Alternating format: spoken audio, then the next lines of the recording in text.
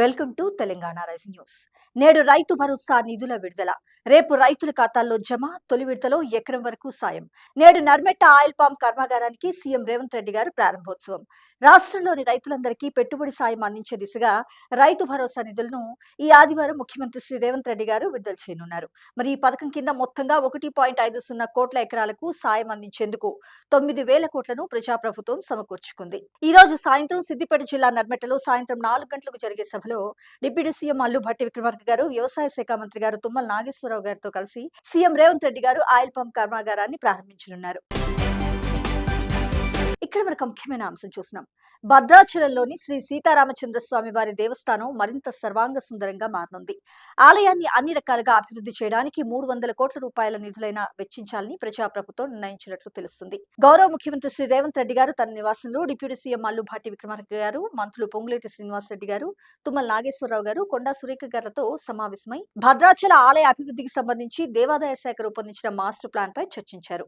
ఆలయం కోసం ఇప్పటి వరకు పూర్తయిన భూసేకరణ, అభివృద్ధి డిజైన్లను సీఎం రేవంత్ రెడ్డి గారు పరిశీలించారు. ఆలయ అభివృద్ధికి ఇప్పటి వరకు 100 కోట్లను మాత్రమే కేటాయించాలన్న ఆలోచనలో ఉండగా ఇప్పుడు ఆ మొత్తాన్ని 300 కోట్లకు పెంచాలని నిర్ణయించారు.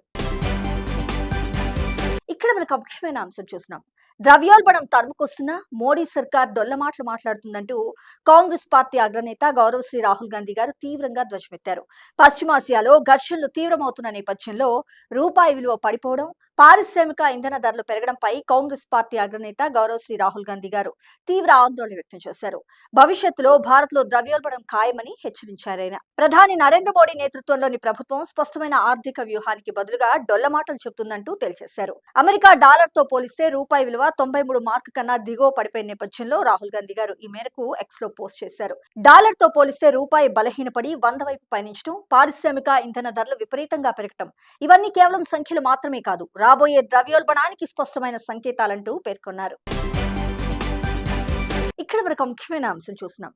తెలంగాణ సంక్షేమమే మా ప్రధాన ప్రాధాన్యం, సంక్షేమంలో తెలంగాణ రాష్ట్రానికే ఆదర్శంగా నిలుస్తుందంటూ మంత్రి శ్రీధర్ బాబు గారు తెలిపారు. మంగళవారం జగిత్యాల జిల్లాలో ఆయన మాట్లాడుతూ దేశంలో మరే రాష్ట్రంలో లేని విధంగా 1.15 కోట్ల మందికి వర్తించేలా ప్రమాద బీమా పథకాన్ని ప్రజాప్రభుత్వం ప్రవేశపెట్టిందంటూ తెలిపారు.